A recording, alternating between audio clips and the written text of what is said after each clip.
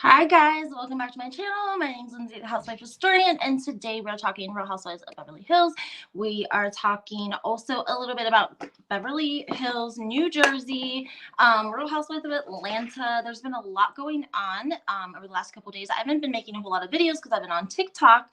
You guys should check it out, my TikTok out, HW Historian with the number 2. Putting a lot of stuff out there. Anyways, let's get into this. First of all, everything in this video is alleged and for entertainment purposes only. I want to talk a little bit about the Real Housewives of Atlanta, Kandi Burruss. She did announce at the Grammys, so let that sit in for 1 second. She announced at the Grammys that she would not be making a return to the Real Housewives of Atlanta. It caused a lot of speculation. Hey, Yo-Yo, thank you for coming in. I appreciate it. I haven't been on YouTube in a while, like a week, so I was like, I gotta get on there and make a video for everyone. I miss you guys.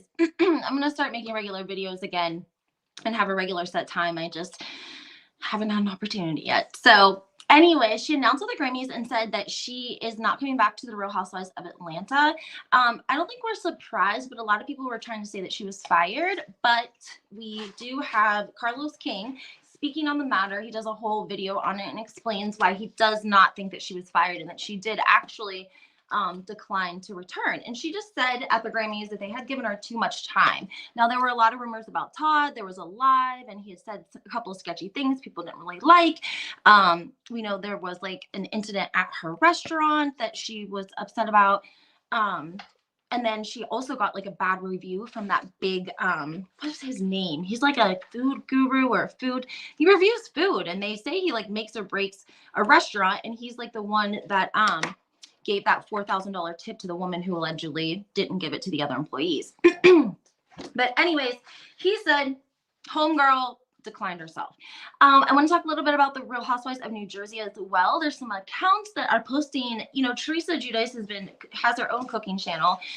She looks like what seems to have a professional production company, I would say, shooting her scenes for her channel. And it looks like Melissa has now started making cooking videos as well. And like the comparison of how identical they are to one another is a little frightening.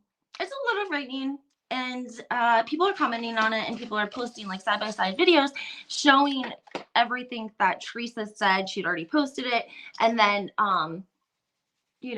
MG makes a video and posts it, and it's like the exact same thing. So a little strange.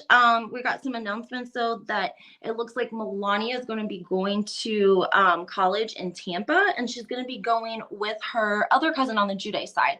So they're both going to be going to Florida. I feel like Teresa's going to be like a empty nester before we know it. A lot of people also talking about Margaret Josephs. I don't know if she's getting a lot of deals lately because of the water. But I feel like we're seeing her do a lot of selling stuff. Does that make sense, I guess?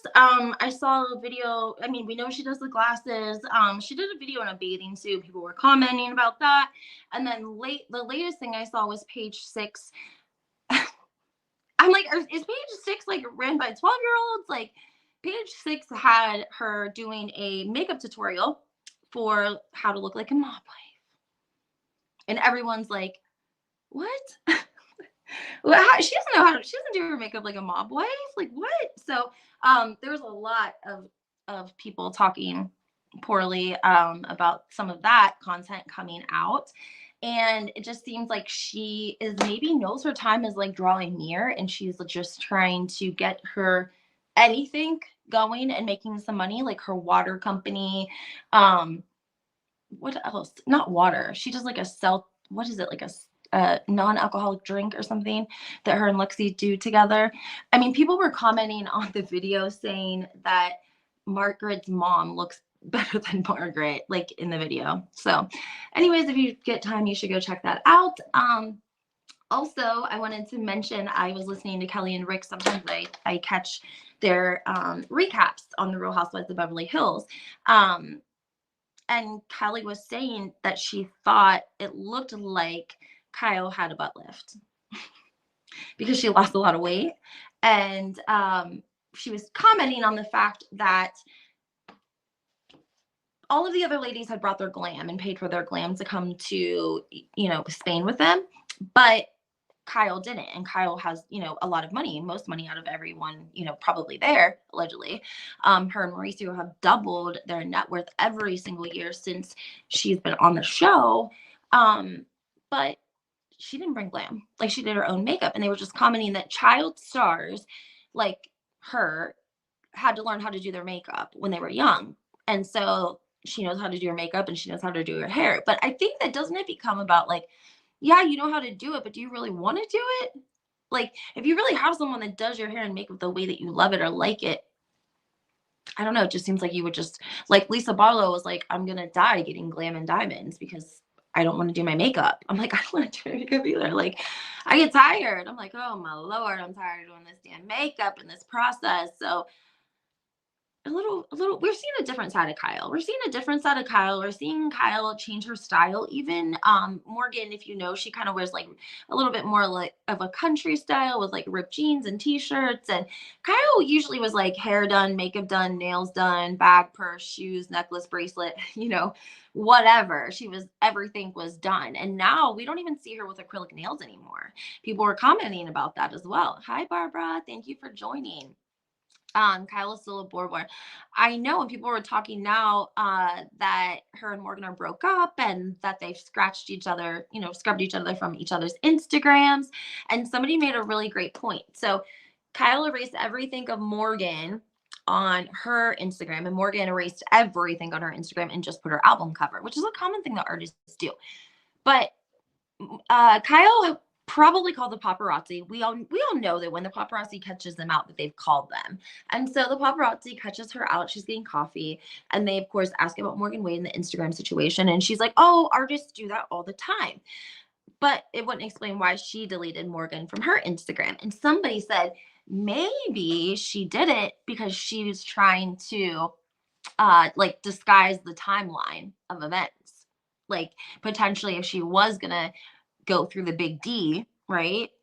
I don't know if that would be considered, if they could try to prove that each other was cheating for more. I don't know what they would do, but regardless, I'm sure that maybe she wasn't covering up the timeline, but that kind of made sense when someone told me that. I was like, you know what?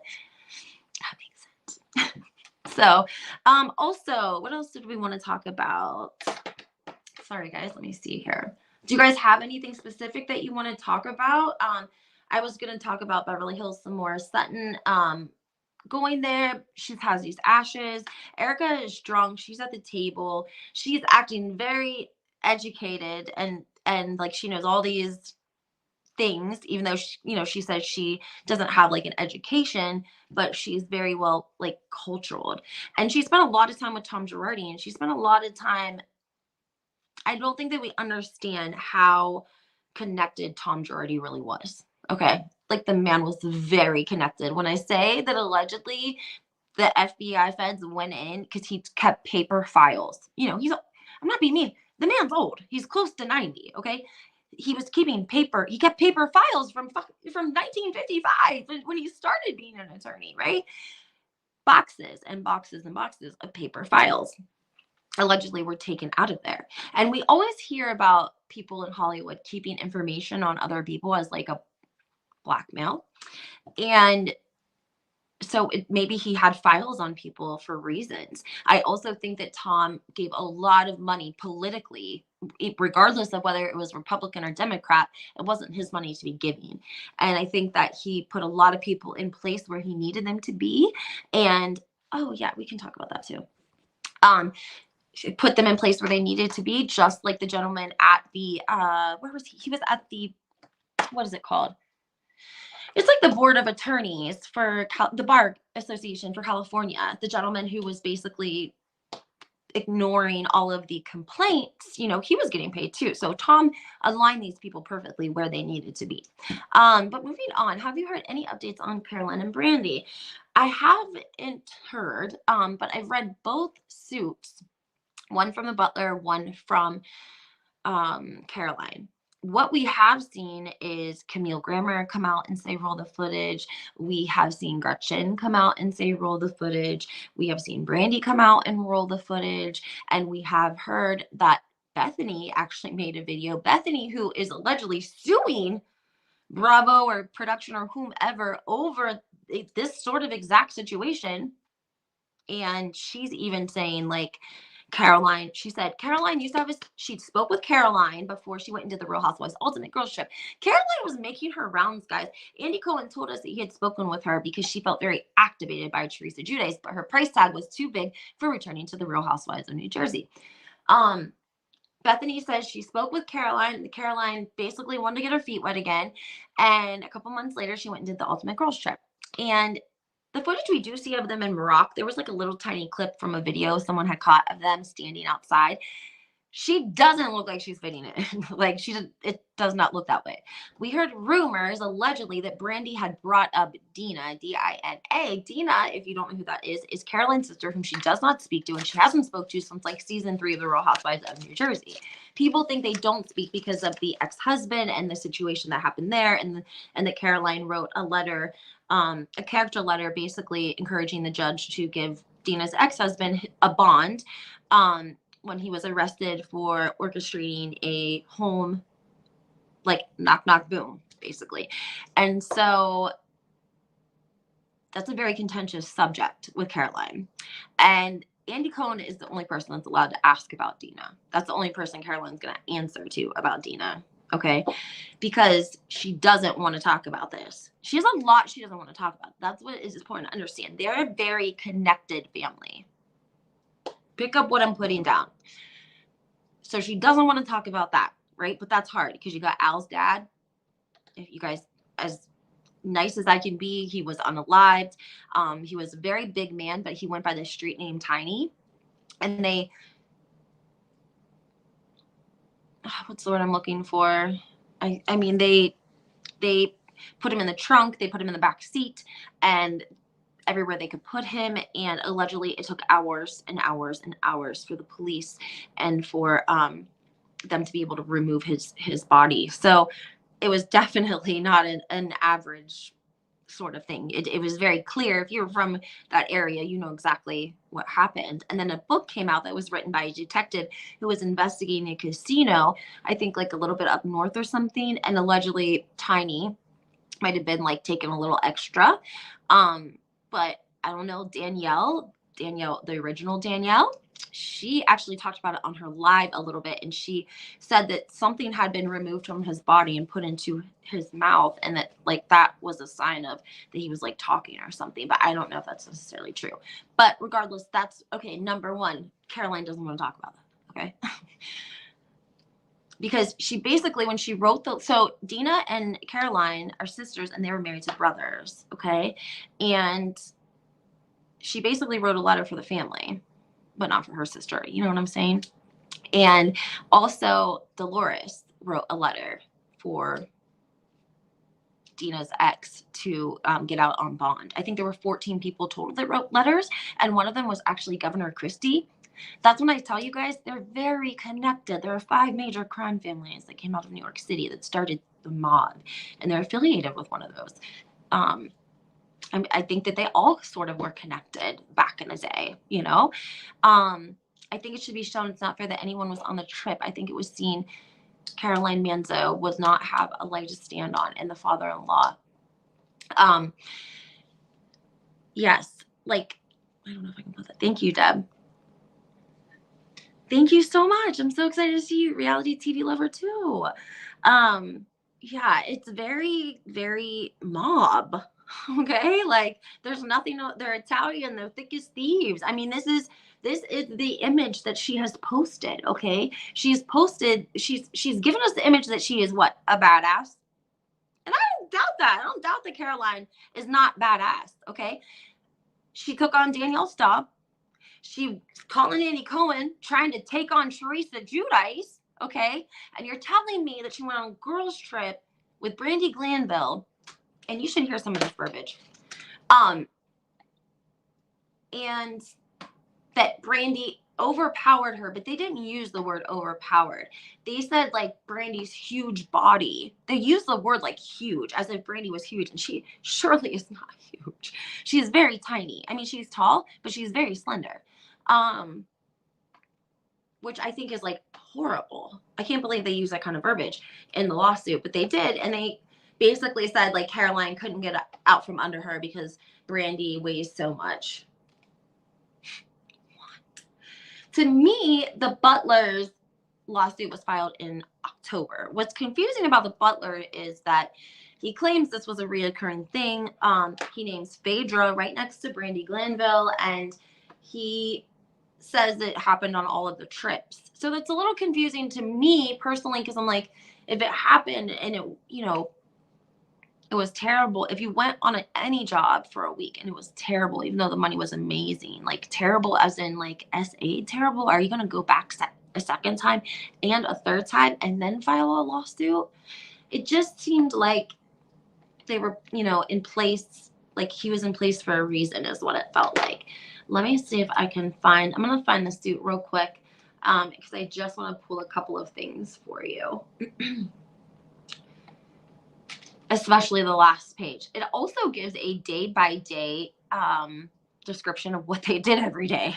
It's like day 1, day 2, day 3, day 4. So if you're curious and you want to know, they give it a whole description of what everyone did. So also starting out, so this is what happens, guys. When you file a civil suit against somebody, they have 20 days to answer to the complaint or the person automatically wins. Now, I want you guys also, some people are like, oh my God, she's suing Warner Brothers. No, she's suing Bravo, Force Production, Warner Brothers, NBC Media, Shed Media, Peacock TV, LLC. And she says that defendants, including Bravo, regularly ply the Real Housewives cast with alcohol, cause them to become severely intoxicated, and then direct, encourage, and or allow them to SH other cast members because it's good for ratings. She's defended. The lawsuit seeks to hold defendants accountable for their unlawful conduct and hopefully discourage defendants from continuing to sacrifice their cast members' safety for their own ratings and profit. They literally pull quotes from Brandi Glanville. This is the first page. They quote her as saying, they had pretty sure told me to rip his shirt off. I was doing what I was told. Then they literally post her tweets in the lawsuit. Brandi says, I'm completely innocent. The producers ask you to do something and then you get in trouble for it. The producers need to follow the rules. Brandi then tweets again, producers may not shove the alcohol down our throats, but they sure do encourage it, even in Morocco during the day where it was illegal to drink. Then she says, this is a character assassination. I'm effing innocent. Producers told Marco to dance. JP, they had pretty sure told me to rip his shirt off. That is the only time I had interaction with Marco. I was doing what I was told. A couple of other things I want to tell you. Both of them state the same thing. So I think they have the same attorney. And this is what I want to, this is a little intense, okay? They go back to like the 90s. And they're basically holding Bravo accountable for, since its interception in the early 1990s, reality television has been linked to negative effects on participants' safety, emotional health, and welfare. For example, there have been 38 unalives stemming from actions and inactions by producers and networks of reality television shows. Despite this knowledge, reality television producers networks care more about their ratings and advertising revenue than they do about the safety of the show's participant. Then they bring up Russell Armstrong, which I think is bullshit. Literally. You don't see Taylor suing them. You don't see Taylor saying anything about Russell. Let the man rest in peace. Listen, they say, a horrific example. That's great that you're using somebody else's unaliving as an example. Love that, Caroline. Not only do they use it in this one, they use it in the Butlers. Says, in August of 2011, Russell Armstrong, they name him, a cast member of Bravo's network popular television show, The Real Housewives of Beverly Hills, unalived himself weeks before the second season was set to air. Bravo execs debated whether or not to televise the season and ultimately decided to air it. Bravo's decision and the subsequent viewing statistics had proven that the audience are drawn to real-life drama, even in the aftermath of an unaliving. The second season drew in 2.2 million viewers, 42% more viewers than the first season, making it the highest-rated Housewives series and Bravo's most popular show. Don't you think that's shitty to do? Then they go into defendants never should have hired Miss Glanville to participate in the Real Housewives Ultimate Girls Trip because they knew that she tended to SH others. Defendants even encouraged Miss Glanville to become drunk on the set so she could be even more likely to commit outrageous and harassing acts, thereby helping defendants' ratings without regard to the rights and safety of those around her. As a result of the defendants' actions and inactions, Miss Glanville SA and harassed Miss Manzo, causing Miss Manzo extreme emotional distress and other loss of enjoyment of life and other damages. So that's what she's suing for: extreme emotional distress and loss of enjoyment of life and other damages. Then it goes into, they explain how they're going to reference everyone throughout the civil suit, and then they go into basically what happened. They also list some different cases that were involved Bravo or reality TV. I don't want to go through all that. That's, so day one, day two. So let's talk about day two. On the morning of, let me go to day three, because that's the one I want to tell you where they basically call Brandi like that she's huge, like she's this monster that like overpowered Caroline. Let me see here. Okay, so Glanville forcefully holding, this is going to be a disclaimer. This is a warning, just so you guys know. It's not too, bad, but it's, just so you guys know.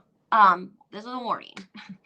Glanville forcefully was basically not letting Caroline get off the sofa while she was yumping Manzo and blocking Manzo's escape with her large body in relation to that of Manzo, all while one of the other cast members was yelling, "Get her, Brandi."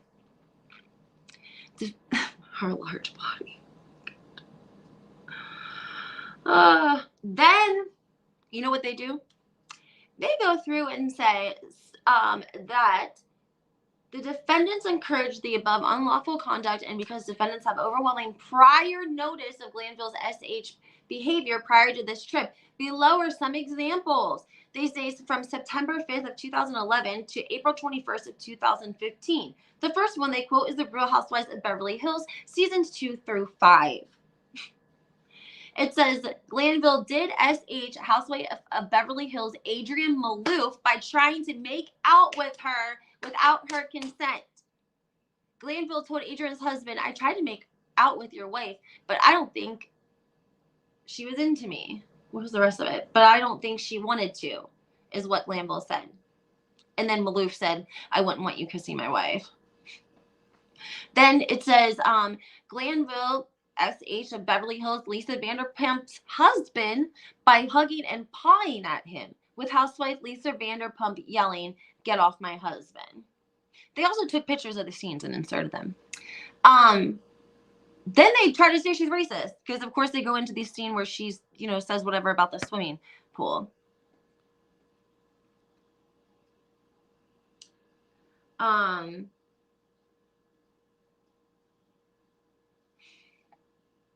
They just use any outrageous behavior that they can find and use it.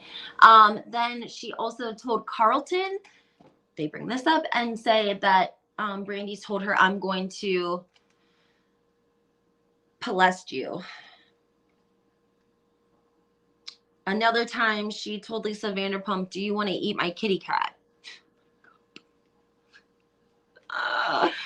I guess then she, Yolanda Hadid's husband, David Foster, she said, "Why do you look like your finger, Yang Yin?" David Foster is not someone to joke with. If you've ever seen the TMZ footage of him outside of, I think it was Craig's, and Kelly Dodd happens to be coming out, and she realizes that it's David Foster, but David Foster doesn't know who she is. And she's like walking, laughing, going beside his car like she's pretending she's going to like get in. And he is not happy about it. He does not think it's funny. He does not like her. He does not know her. And he was like, get away from me. So it's just, and they weren't allowed to sing whenever he, you know, would sing at their parties. He was only, you know, him and the people that he had there were allowed to sing. Nobody else was allowed to sing. No, you're right. Caroline is not suing Brandi. I listed who she was suing at the beginning of this. So it is Warner Brothers, Bravo, Peacock, etc. She's definitely not suing Brandi. You are correct. These are just some of the examples from the actual lawsuit that Caroline filed. Then they list she forced a kiss on Beverly Hills Lisa Vanderpump as Lisa was pleading, quote, no, no, no, I don't want to do that and leave me alone. And then Lisa, if you remember that. And then they go on to use examples from the Real Housewives Ultimate Girls Trip, the Bluestone Manor. They say, again, she was SHing her classmate or her castmates. It said just minutes into the episode, Glanville SH'd her castmate Eva Marcel and Phaedra Parks, Housewives of Atlanta. Quote, we are 3 Scorpios. Let's get undressed. I mean, you can't say that? I don't know. Defendants failed to stop or intervene in the harassing behavior. Defendant allowed Glanville to continue to appear on their shows. To defendant, their SHing behavior was helpful for the ratings regardless of who was hurt. And then it says previously defendant Bravo Real Housewives Ultimate Girls Trip at the Bluestone Manor. Glanville says, quote, I'm bisexual, as she hugs Eva Marcel, Housewives of Atlanta, and making her castmate extremely uncomfortable. Who said she was extremely uncomfortable? Did she say that in her confessional? They didn't quote it. And then they bring up Vicky. Basically, they're kind of calling her like she's getting around, like she's an SLUT. My goodness. Then they're like, oh, she also made advances and tried to KISSING Vicky Gunvalson. And they messed up. They said Real Housewives of New York. She's not New York. Then she also told Vicky Gunvalson, quote, I don't want to tap dance. I'm good. I don't want. No. And they put it in quote and they put it in bold. And they take pictures of it. I didn't know she bent over and showed her underwear. Good Lord. So yeah, that's mostly the most exciting parts not exciting parts, but like those are the most important parts that I took away. It's a huge document if you want to read it yourself. I posted part of it. I just posted the days on my Instagram, HW Historian 2, like just what had been laid out in the lawsuit for the 4 days that they were in Morocco. But I'm happy to email the rest to you if you want it. Email me or DM me. And DM me on Twitter, DM me everywhere because I'm really bad at answering texts and messages and phone calls. Okay. I know, right? So make sure that you guys just get at me somewhere on social media and let me know that you want it, and I'll just happily email it over to you. It's no problem. And anyways, yeah, guys, so I just want to share some of that with you today and do a live. Like I said, I've been on TikTok more, so I have some content there, HW Historian with the number 2. But I'm going to start doing my regular lives in the afternoons with you guys, and I'll be back tomorrow, same time, Thursday, same time. Indica Baby, how do I feel about Amber? You know the allegations around her husband. I don't like that. That's red flag to me. And if she don't see red flag and you're highly educated, I don't know. Why does Bravo do that and put us in that position to like want to like her or hate her? Like, can't you just get us somebody that doesn't have any like racist background and doesn't have any like accusations of R?